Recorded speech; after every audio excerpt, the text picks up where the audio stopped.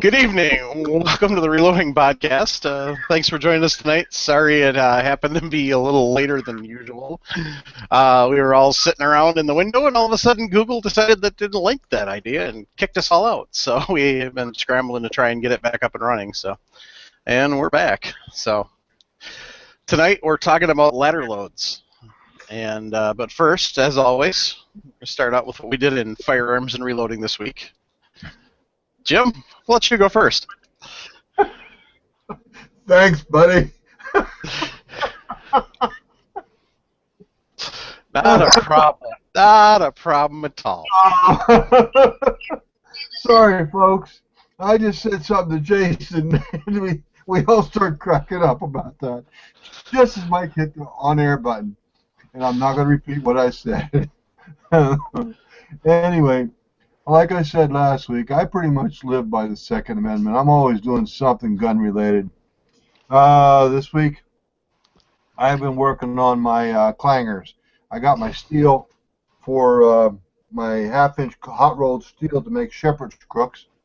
Plus two, I got 4 8-inch AR-500 steel targets, and I'm going to make nice hangers. They're all the same diameter.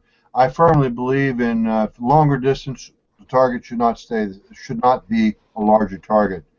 In other words, what I'm saying to you is that if I'm shooting at a deer at 600 yards, his heart cavity is not going to get any smaller or any bigger. Any bigger, Jason, you're crying. Your fault. Heart cavity is not going to get any bigger just because he gets farther away. And like today, I was doing some ciphering about how many MOA an 8-inch steel target is at 600 yards. It's almost 1.25 MOA, but yet at 100 yards, it's 6 MOA, thereabouts. But anyway, so then, like I said, I'm always peddling with something with just don't Second Amendment, whatever, or guns or reloading.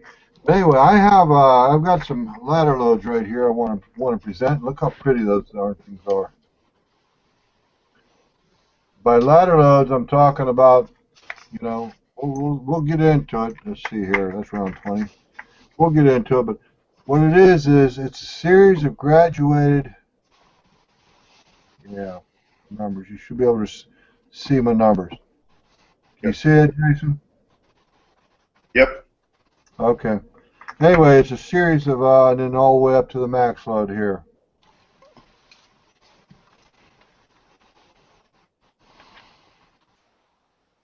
Can you read it? Yeah, 46.4. You got it. But anyway, incremental and all that. But these are Sierra 155 grain, jacketed hollow point, boat tail, match bullets.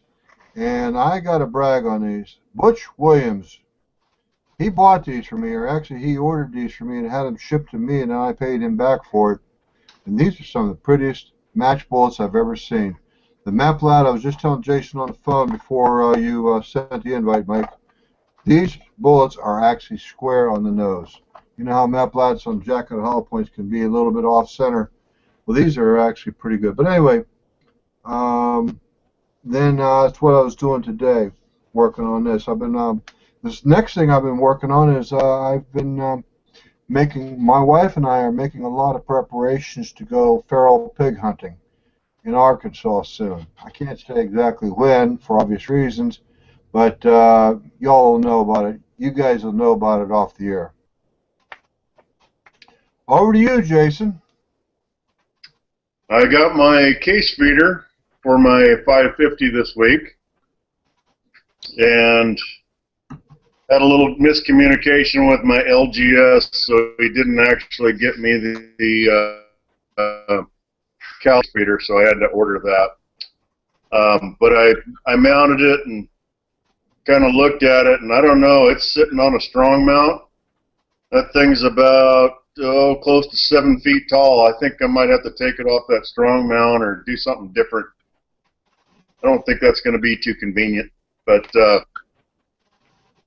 think that's about it for the week. doesn't sound like it's going to be too convenient.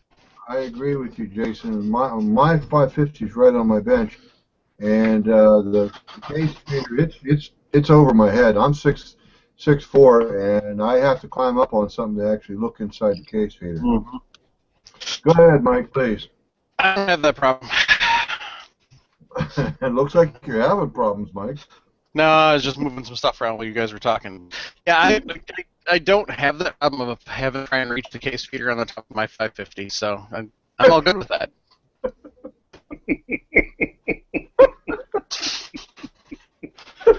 This is not going to be a good podcast, Mike. You keep that up. I'm just gonna. Mike, move your hand, buddy. We got to see your face in the camera lens. I'm hiding behind the chicken wire defense. Move your hand. Move your hand. Anyway, well, I did a little farting around with some of my shotgun stuff, getting that ready for next week, where we're gonna start learning how to reload shot shells. So that was kind of what I did this week. I was supposed to go unloading on Thursday, but as I was getting my gear loaded up to go to the range, unfortunately I got nailed with that dreaded, horrible disease called honey-do list, and I was struck down in my prime, was unable to leave the house, so I've reset that for tomorrow. So other than that, not much. Hunter safety yesterday, so that was always fun, teaching the young ones how to properly enjoy our unloading hobby safely. So, and that's about all I did this week. Well, you know what? You always got to take and think to the future. Always. Yeah. And one of the coolest things I've seen over the last couple of classes is the amount of young ladies that and teenage girls that are joining the hunter safety classes. So it's definitely on the climb, and it's awesome. So. Let's hear it for the ladies. Yep. And their favorite part to hear is when we're talking about we do our little spiel on the first day. The co-instructor and I, we have a whole bunch of people, and we have a class of about 65 usually. So we divide into smaller groups, and the part we're teaching on the first day is actions. I don't know. Mike's going to try to come back. I know that. But anyway, the concept of ladder loads. What it is you start out, well, you take your entire spectrum of what you're doing. You know, minimum charge, maximum charge. Mike's back, looks like. Hope he makes it.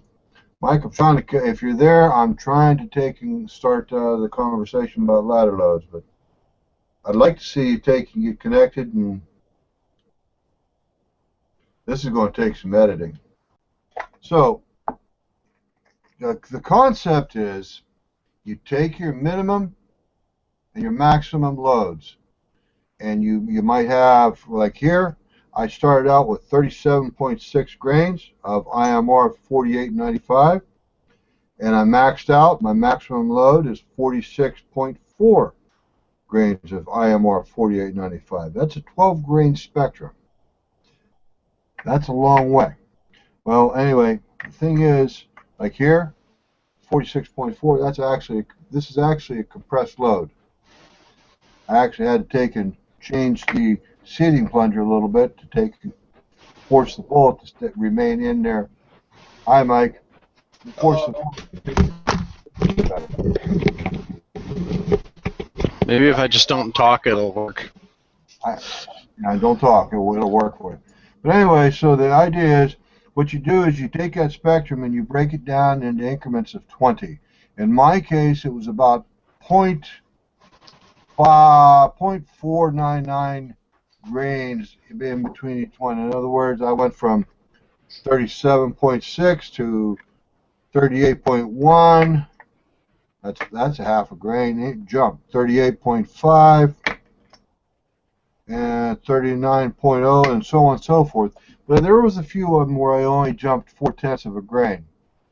And now what I will do is I will simply start shooting at a target, and the idea will be, of course, I aim for the center,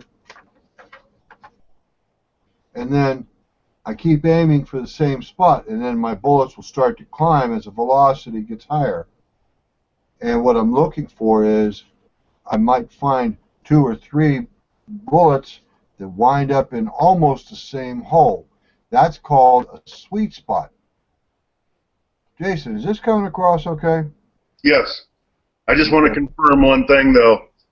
For every one of your increments, you're only putting one charge, or one of your bullets has that one single charge in it, correct? You're not doing groups of 2 or 3 or anything like that. No, sir. You're absolutely right. Okay. I've only loaded 20 rounds. I've only loaded 20 rounds, and each one is slightly different. The idea is, thank you, very good question. The idea is to find the so-called sweet spot where you might have 3 rounds that come up in almost the same spot. We'll just say, I'm going to pull one out here, all right, 43.6. We'll say 43.2 and 44.1 are all right on top of each other, meaning I've got 3 holes in a tiny little cloverleaf at 100 yards, and everything else has got maybe a 1/4 inch or a 1/2 inch separation. But anyway, the point is, you start shooting, and you still aim at the same point. But the idea is, because of the velocity increase, your bullets start to rise. I know you can't see it because I'm trying to move slowly, but as you increase the velocity and the pressure because of the increased powder charge, your bullets will start to climb up the paper. Even though you're aiming at the same point down here, if you're aiming at the same point down here, what you're going to do is you're going to see your bullets start to go up the target paper. You know, as if they were climbing a ladder. Hence the name ladder loads. It's really that simple.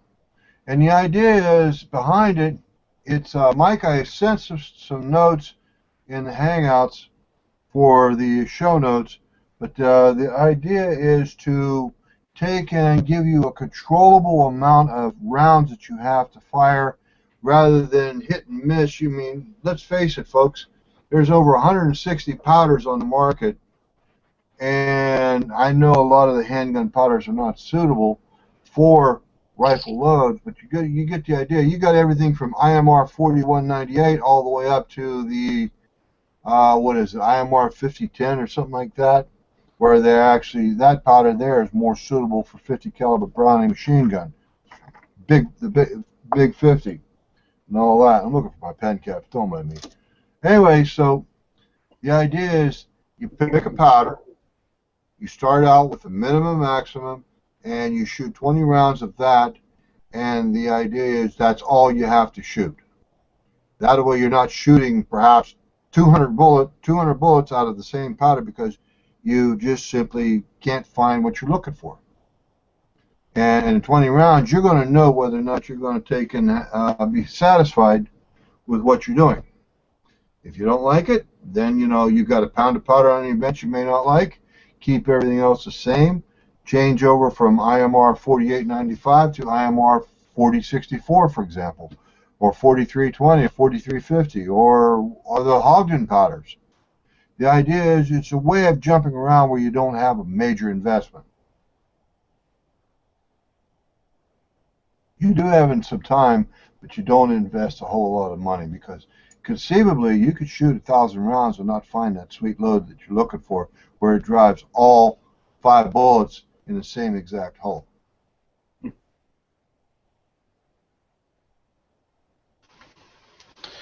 Yeah, I've got both those links up. If I was having better internet, I'd share them quick, but no, don't. Your screens. Yeah. Don't do anything. Yeah, I don't know what the deal is. I'd like to take this time to thank Charter Communications for their lovely internet service this evening.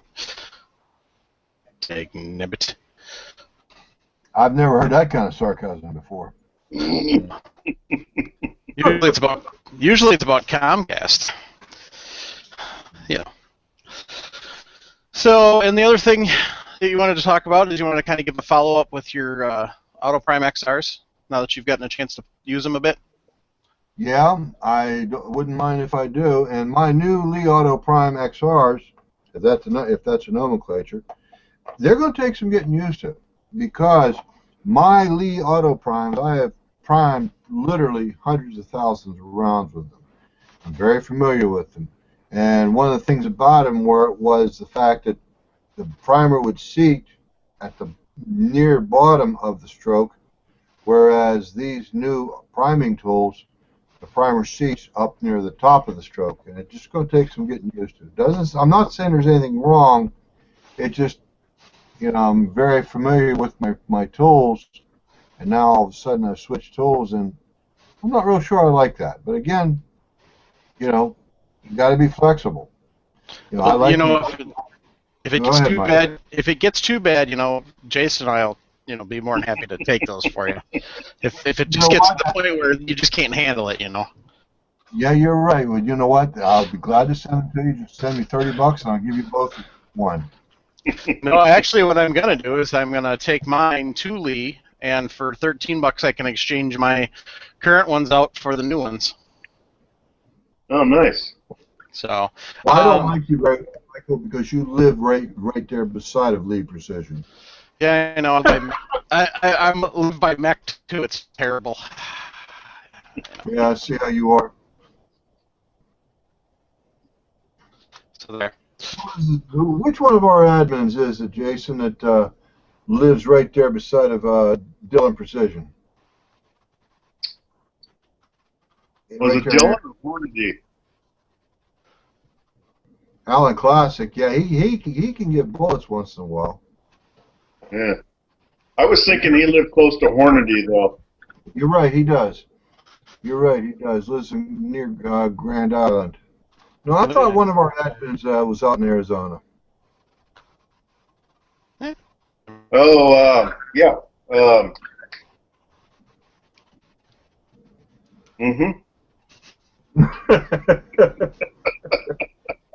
Drawing the same blank I am. Wow, that's embarrassing. Oh, brother. Man, he lives in Utah.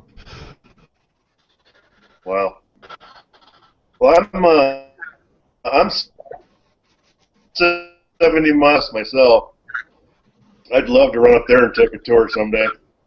Where's that? Our CBS. Ah. That'd be nice. Stay away from that progressive stuff. Trust me, you wouldn't like the priming method.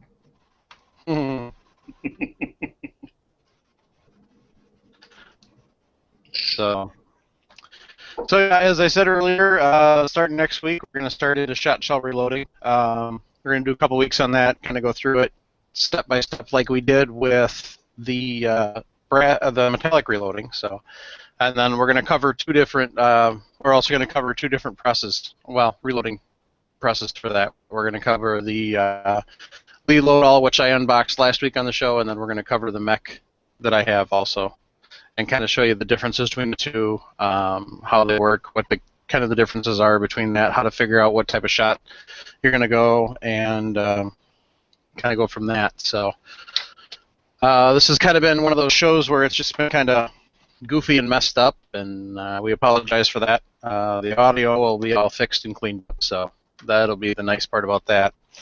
But thank you folks for tuning in once again. Just a reminder, please go to reloadingpodcast.com. You can leave your comments there. You can also send them to reloading@firearmsradio.tv. When you're at reloadingpodcast.com, if you would do us honor of using the Amazon and the Brownell Sinclair's affiliate links, if you're going to be purchasing anything from there, helps the show, helps cover the bandwidth. Maybe that's the problem. We haven't had enough people going there for the bandwidth bill. Rats. So, no, seriously. That's not an issue, folks. Once again, we'd like to take this time to thank you for tuning into the Reloading Podcast. As usual, we can be reached at reloadingpodcast.com. There's a comment section there. Also has all of our current and past episodes. If you listen to this on Stitcher or iTunes, we ask that you just please take a minute to leave us a review. Let us know how we're doing, good or bad. That way we can improve where we need to improve, and if stuff you like, we'll make sure we keep it in. Also, you can get a hold of us at reloading@firearmsradio.tv. Have quite a few people that do that and give us feedback, give us tips, give us different information about stuff that we've podcasted about in the past. It's a wealth of knowledge out there. If you listen to this, please take a minute to go by our Facebook page, Reloading Podcast on Facebook, and give us a like. It helps us, that way we know how many people we got listening, and kind of helps us with that. So, also, just if you have a question, if you need some info, pop onto the Reloading Room. Started by Jim. Jason's one of the admins. Just great help, great people there. You're not going to get blasted for being a newbie or anything like that. You're going to get great information, great help all the time. Just ask you post your question there and just sit back and wait for the response. It usually doesn't take too long. So, once again, on behalf of the Firearms Radio Network, we wanted to thank you all for tuning in, and you all have a good night.